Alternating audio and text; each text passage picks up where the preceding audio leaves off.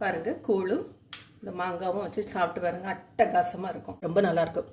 வணக்கம், இது நிலா கிச்சன். இன்றைக்கி நாம் ஒரு சிம்பிளான ஒரு ரெசிபி, ஒரு மாங்காய் சட்னி. அது இப்போ எப்படி பண்ணலாம் அப்படின்னு சொல்லிட்டு பார்க்கலாம்.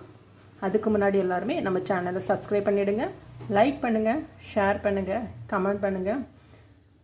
வாங்க இப்போ வீடியோக்குள்ளே போகலாம். ஒரு சின்ன பீஸ் இஞ்சி எடுத்துடுங்க. கட் பண்ண மாங்காய் வந்து ஒரு அரை கப் எடுத்துருக்குறேன். கருவேப்பிலை ஒரு 7 வரமிளகா நெருப்பில் சுட்டு வச்சுருக்கிறேன். அதுபோல் சின்ன வெங்காயமும் நெருப்பில் சுட்டு வச்சுருக்கிறேன். ஜீரகம், உப்பு, பூண்டு. ஸ்டார்ட் பண்ணிடலாமா? மிக்ஸி ஜார் எடுத்துடுங்க. நெருப்பில் சுட்ட வரமிளகா, இஞ்சி, பூண்டு, உப்பு, ஜீரகம், அதோட துருவின தேங்காய்,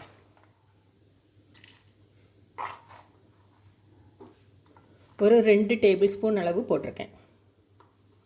இதை வந்து பல்ஸ் மோடில் முதல்ல அரைச்சி எடுத்துருவோம்.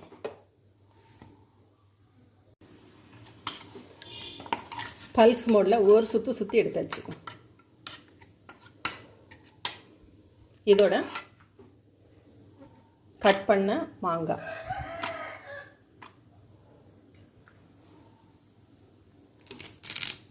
கருவேப்பிலை, இந்த வெங்காயத்தில் நம்ம சுட்டிருக்கனால இந்த டஸ்டெல்லாம் இருக்கும்.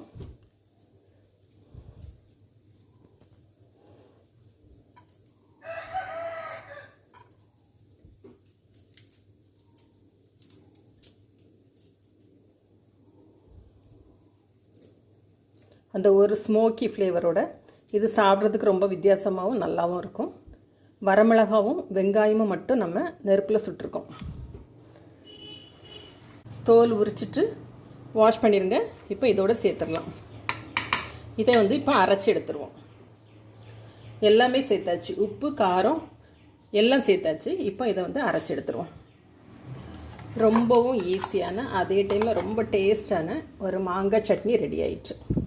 மாங்காய் சட்னி நம்ம இதுக்கு முன்னாடி வேறு போட்டிருக்கோம், அதுவும் நான் டிஸ்கிரிப்ஷனில் லிங்க் கொடுக்குறேன், பார்த்துடுங்க.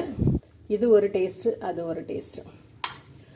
அந்த வரமிளகா வெங்காயம் எல்லாம் நம்ம சுட்டு சேர்க்குறதுல ஒரு லைட்டான ஒரு ஸ்மோக்கி ஃப்ளேவரோட இது சாப்பிட்றதுக்கு ரொம்ப நல்லாயிருக்கும். இதே போல் நீங்களும் செஞ்சு பாருங்கள். செஞ்சு பார்த்துட்டு எப்படி இருக்குது அப்படின்னு சொல்லிட்டு ஃபீட்பேக் கொடுங்க. தேங்க்யூ.